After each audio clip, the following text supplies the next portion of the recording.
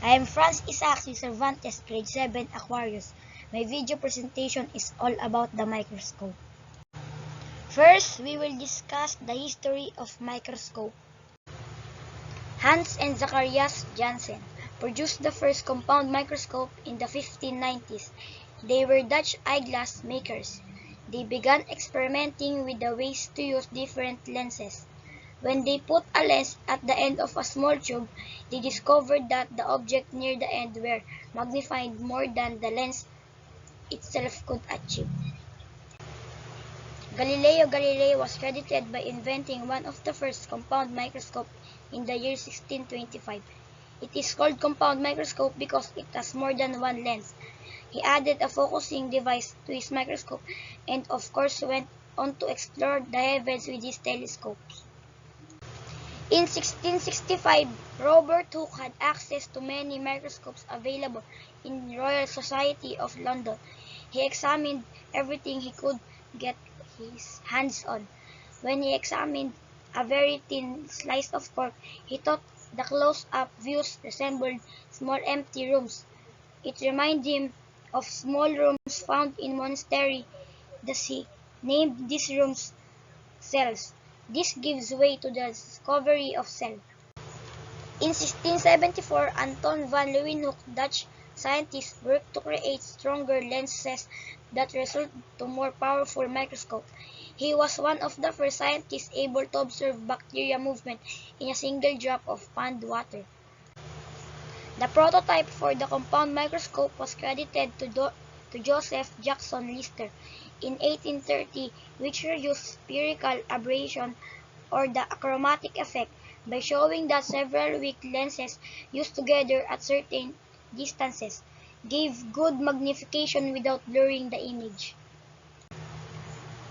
Ernst Abbe, research director of these optical works, wrote a mathematical formula called the Abbe sign condition.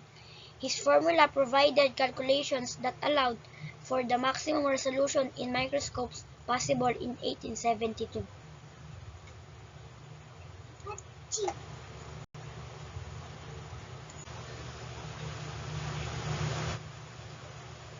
In 1903, Richard Zsigmondy developed the ultramicroscope that could study objects below the wavelength of light, and he won the Nobel Prize of Chemistry in 1925.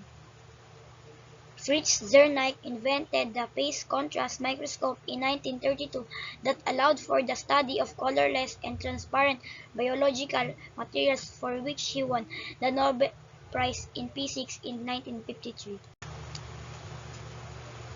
Now let's proceed to the parts and functions of a microscope.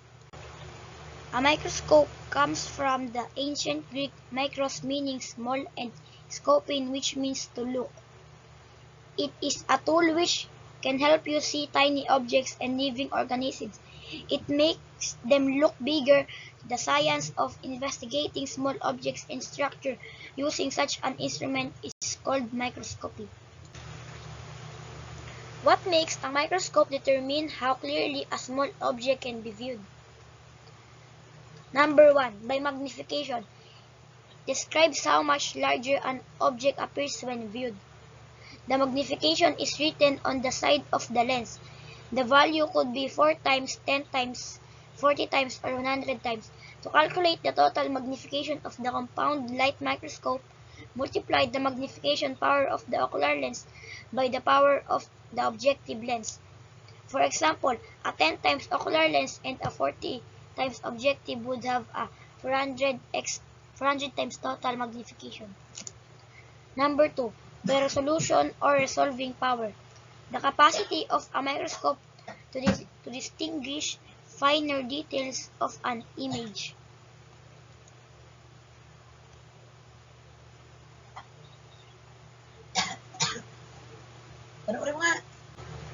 Different types of microscopes which differ in their magnification and their resolving power.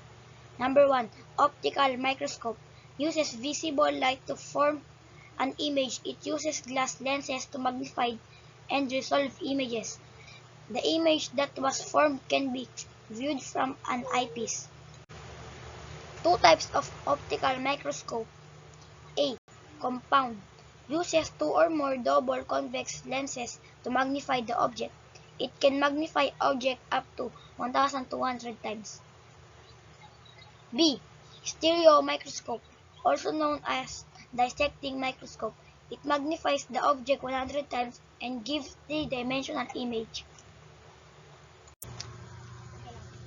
Number 2. Electron microscope uses high-energy electron beams to form an image.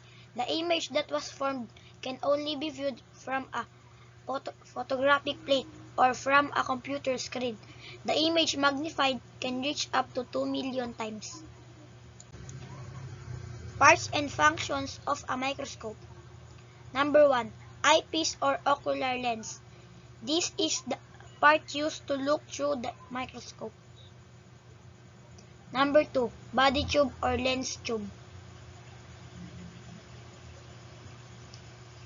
It is connected with the eyepiece and its main task is to hold it.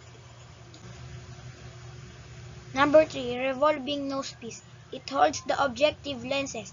It is movable and it can revolve the objective lenses depending on the magnification power of the lens. Number 4. Arm. This is the part connecting the base and to the head and the eyepiece tube to the base of the microscope. It gives support to the head of the microscope and it is also used when carrying the microscope. Objectives or objective lenses. These are the major lenses used for specimen visualization. Most schools have light microscope with 3 objectives and others have 4. Usually, the shortest one marked 3 times, 4 times, or 5 times is called scanner. The lower power objective or LPO is marked 10 times or 12 times, while the high power objective or HPO is marked 40 times or 43 times or 60 times. The objectives magnify the object to be observed to a certain size as indicated by the 3 times, 10 times, or 40 times, etc. marks. Number 6. Stage. It is the platform that holds the specimen or sample for viewing. Number 7. Stage clips. Hold the specimen slides in the place. Diaphragm or condenser. It controls the amount of light that passes through the specimen. Number 9. Coarse adjustment knob. Focuses the image under the scanner and the low power objectives. Number 10. Fine adjustment knob.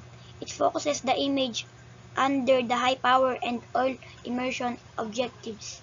Number 11. Light source. Provides light for the specimen. Could be a lamp or a mirror. Number 12. Base. Supports the microscope.